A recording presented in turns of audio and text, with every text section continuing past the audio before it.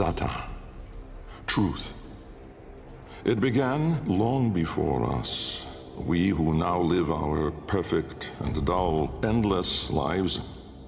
It began long before these moon palaces and body markets hurling around our golden sun. It began long before our light coil thinkers, our radiation wars, our oil smoke.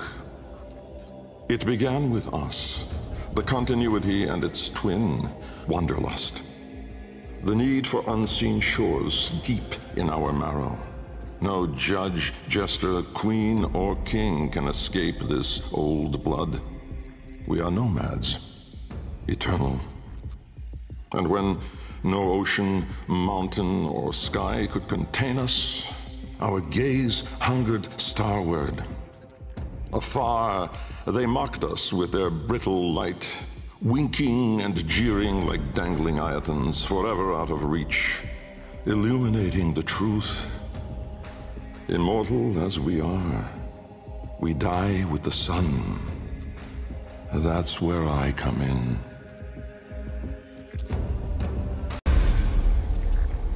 Jahu, form. My departure was a day less than any other. When I stepped inside the bell, I saw no crowd through its seriglass, no skeptical onlookers, no regal send-off. They all had given up on me and my paradoxical formulations. The wasted years have all shown the void to be just that.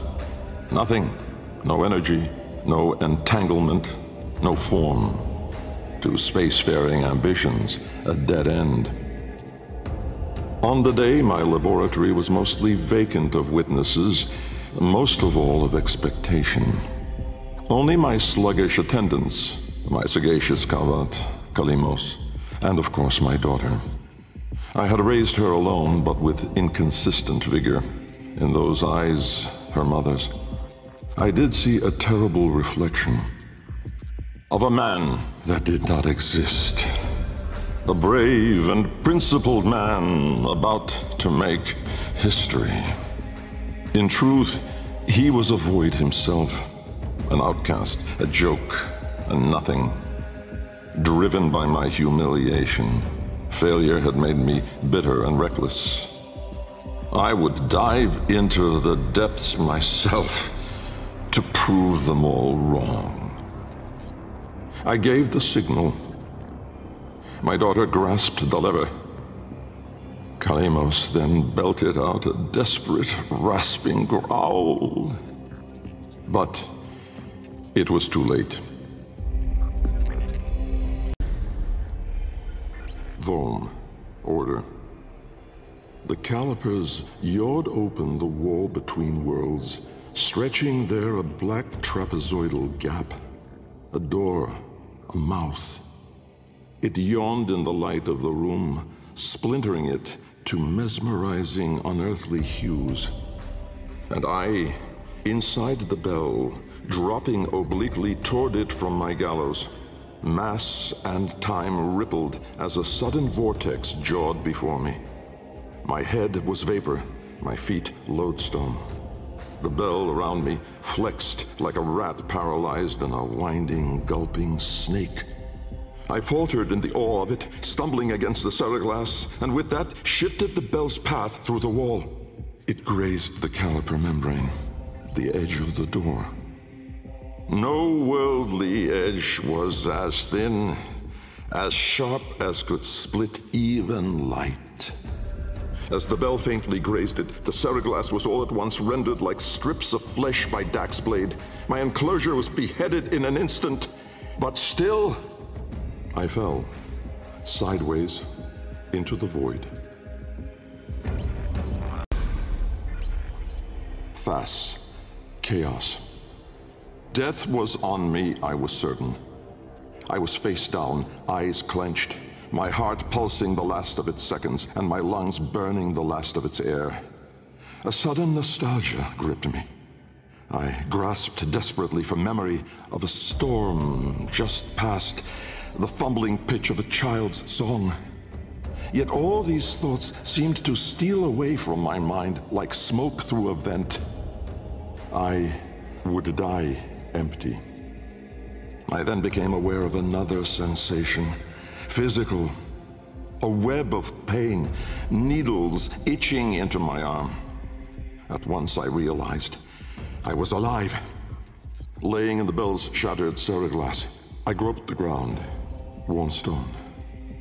The floor of my laboratory.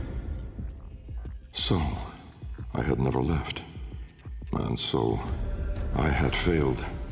Again. I heard a crunch alongside me. Someone stepping through the shattered glass.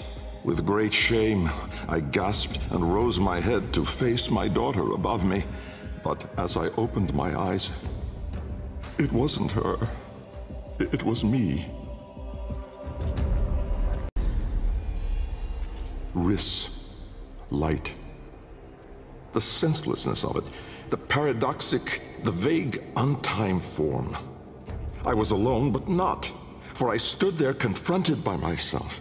A twin, but no brother. A reflection, but with dimension.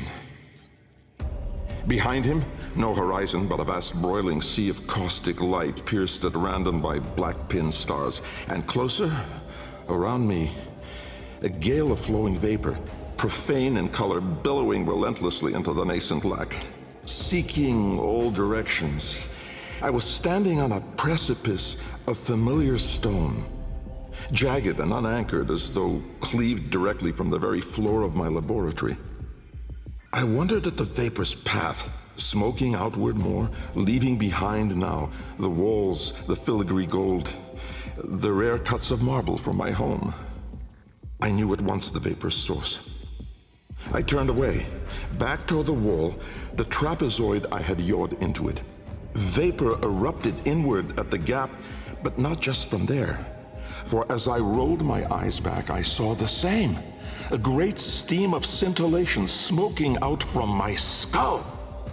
Dumb in awe, I faced toward my chimerical twin. He spoke. Kra, time. An old name, unspoken in the centuries since my mother reared me. A soft hiss, soothing as a viper's gaze. Little Bengal. The other me reached out, offering his hand, gliding toward me without moving, as though the distance between us was now collapsing. A confusion, most euphoric, filled my mind. With the shred of wit that remained, I decided that I should run for my life. At once, crazed and frantic, I fled. But I made no forward progress.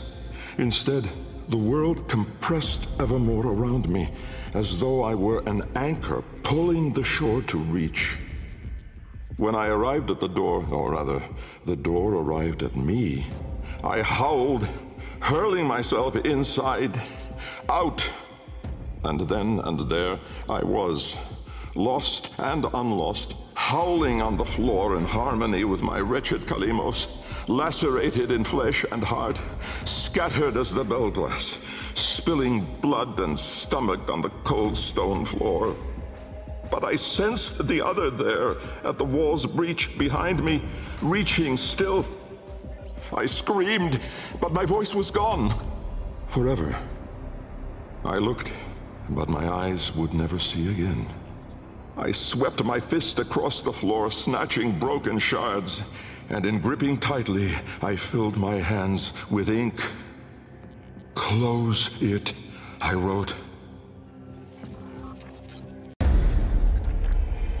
Netra. Decay. Time, to us, is all but conquered. Our sacred kuva moves us on to new skin. We numb to our daily, yearly trifles, and remedy those memories that bring lasting misery. With all our misdeeds, our excess, our indignity, we are haunted by nothing. But not for me, for with each passing day, there grew within a tumorous idea. It was minute in those early days, the pale reaching digits severed on the floor, studied with reverence, with greed. And it swelled larger in the latter days. The regal domes, the rail dedications, the unholy Zariman parade. I had put the stars within reach, but at what cost? I never spoke of him, that man trapped in the wall. And while there have been countless souls who have followed me through with their light skippers and field wave skins and very-eyed instruments, not a single one ever saw him. Me. And so it is that I will not take the Kuva now, or ever again. This is the last skin I'm in. Because of this idea, that I cannot be sure that in all that smoked commotion, in all that panic and fear, in that bending light and blinding dark, was it I who escaped? Or the other? Loke, void. From brooding gulfs are we beheld by that which bears no name. Its heralds are the stars it fells, the sky and earth aflame. Corporeal laws are unwrit as suns and love retreat. To cosmic madness, laws submit, though stalwart minds entreat. In luminous space, blackened stars they gaze, accuse, deny. Roiling, moaning, this realm of ours in madness lost shall die. Carrion hordes trill their profane accord with eldritch plans. To cosmic forms from tangent planes, we end as we began.